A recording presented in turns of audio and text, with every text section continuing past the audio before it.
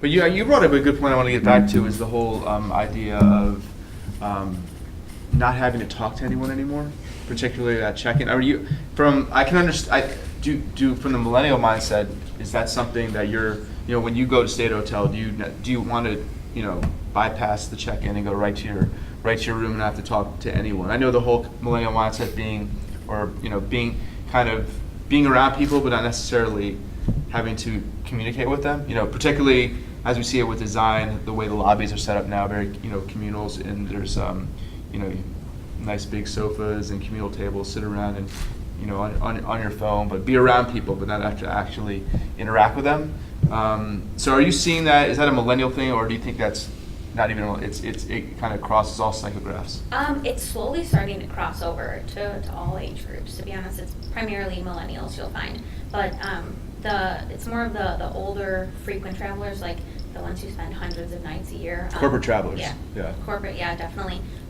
They use it a lot more, I would say, now than maybe like a year ago or so, but it's meaning like digital check-in and not having to just basically bypass the whole. Yeah, I mean, it's slowly kind of going. I would find, I don't know what generation it technically is, but people, I guess, in there, I would say between 40s and 50s or so, late 30s to 50s, yeah, usually they're the ones who, they don't want to have anything to do with the technology part. They're like, no, I want to check in with you. I don't want to text you. Don't text me back. Things like that. Oh, they still want to do the face-to-face. Yes. Okay. But everybody else, it's kind of really the other opposite, way opposite spectrum. So. Baby boomers, they just were like, I don't need to talk to you. They're just all crotchety people anyway. They don't need to talk to you. Yeah, just like, let me just go to my room. I don't want to talk to you. Yeah.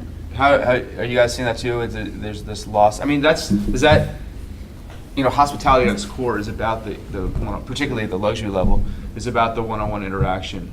Is that worrisome then, or do you think that's I think, even like with a company like Marriott now having, over 30 brands, how do you differentiate your product between this and that if everything just goes to an automated teller, or you can do it all from the likes of your phone? Yeah, it's convenient, but exactly to your point, it is a face-to-face industry, and we are in the business of serving people. And you take it a step further to like a revenue management thing. How can I separate my product, or how can I justify charging a much higher rate than the person next door? Right. Based on a machine, Mm-hmm. and then it comes down to the room, but essentially at the end of the day, the person's just looking to put their head in a bed. Yeah. So I'm not a huge fan of like the technology. I like to check in to my room early and like know what room I'm getting, Mm-hmm. but that's about as far as it would. Yeah. I would say I enjoy that. And then most of the brands now, I know Hilton, I'm sure Marriott, you can actually choose your room too. I know that was one thing that always, the hotel industry is, and I think, I never want to compare it to the airline industry because everyone hates the airlines. But you can pick your seat on an airline. It's tougher to do that. I don't know how well the hotel brands do a good job of showing you. When you go go to make a reservation, it'll say like, double room, king. People really don't understand what that is, but I think as we go forward with technology, you can actually, do a 360, view, whatever it is, of the room, and actually say, I want to stay in room 216, because you can pick that room because it's not near the elevator, and you won't be kept up, or near the ice machine, something like that. Do you think we're getting to that point though, where it's really becoming, you can really, as a guest, personalize your experience without, giving up that control? I think there's challenges to that. I think that there's a cultural shift towards that with everything that we just talked about. But practically speaking, because of turning the room over, that's a challenge. And candidly, I don't know if there's a solution there in the long term, because it takes, you have a person who's going to check out the next day, and sometimes they might request a late checkout. Right. Sometimes people are checking out maybe at 6 a.m. to catch an early flight. Mm-hmm. So the next person coming in, right, and then having someone to go in your room and turn the room over. Yeah. How do you tackle that? As much as customer might want that, I think there's logistical. So it's not that challenges. easy, obviously. Right. Airlines is much easier, right? You can just clean a seat quickly, and I've never seen them clean. Hardly. Yeah. But everyone gets off the flight at the same time, whereas in a Exactly. hotel room, people are getting out of their out of their rooms at different times. So in a vacuum, in theory, it could work, Right. but then you add real life, and that's. Oh yeah, I forget about real life. Yeah. That's for sure. But I think it's interesting to see and getting back to technology, there are all these new products, companies that are coming in that make from different types of OTAs. But what I'm trying to get at is, there's the idea of why do I have to check in at 3 p.m. and check out by 11 a.m.? Is that fair? Like, I want to check in when I want to check in. I want to leave when I want to leave. And I think, there's some hotels. I think the standard hotel, if you know that brand, you can do you get 24 hours. Like, you can check in at 11 a.m. and leave the next day at 11 p.m. You get the 24 hours kind of thing. I mean, I don't know if that'll ever kind of take hold, because of, like you said, the customer would want that. They'd want to pay and get their whole 24 hours and check in when they want. But again, there's a cost associated with it. Yeah, there's a cost. It depends on associated. what segment you're in and how much are you willing to pay, right? So, Right. Well, if they pay for it, though, that's the other thing. I think the industry has a chance to upsell, right? How well you can, and like you were saying before, I think with the way you were doing, you can talk to the. But, I think the industry has a chance to do kind of the whole upselling, whether it's through push notifications. Because if you have that relationship with your guest on a mobile platform, you can say, hey, that the bar downstairs, instead of the, $50 Bloody Mary at the Four Seasons, it's only $25 now. You know what I mean? There's the opportunity to kind of, from a revenue standpoint, right, to touch your customers in a certain way that we might not have. Well, I think, and this is just subjective opinion, I think through the app, we're moving towards that experience, because what they're doing now is, as soon as you enter the hotel, they know exactly where you are, and then they can make suggestions accordingly. Right.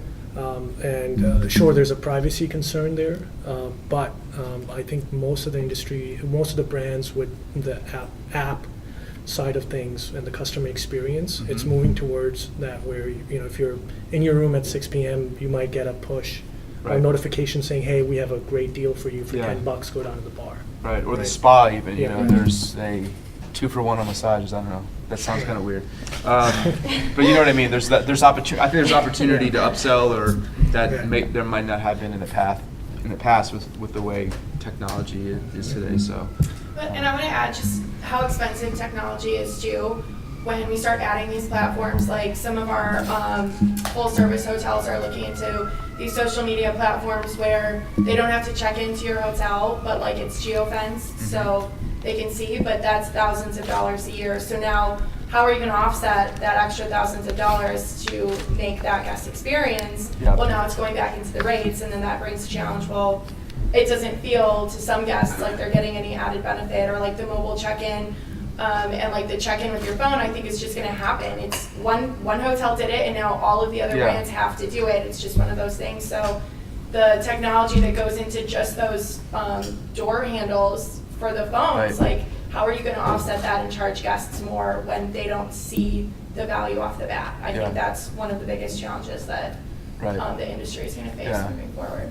Well, it's also interesting the fact that you bring up that hotel companies today, one person does it and then the rest have to do it. So we talked about, we talked about OTAs, but the whole direct booking campaigns where member rates started. Who did that start? I guess whatever it was, but then everyone falls in line and it kind of becomes like a domino effect. Everyone has to. And same with there was everyone moved to 24-hour cancellation. And now one hotel moves it back to 48-hour. Now everyone moves back to 48-hour. It's like none of the brands can just find their own. You have to be the first mover, or you're in last. Yeah, it's. I think IHG stood pat though at 24 hours. So from what I hear, or maybe it was Hyatt, one of those two. But it was one of those two. But I know as soon as I think Marriott 48 hours, right? Then Hilton did it like right away. Yeah. Well, from an owner standpoint, I mean, I think that's something, right? That you're. I think cancellation policies, to be honest with you, have been too lax probably in the hospitality industry. I mean, you look at it. The thing I know, booking with the airline and hospitality in a hotel is like, when you book a hotel or a car rental, you're like, I can just do this quick. Airline, I double check everything, because I know if I hit one wrong button a day, they're going to slap me with like $150 change, whatever it may be.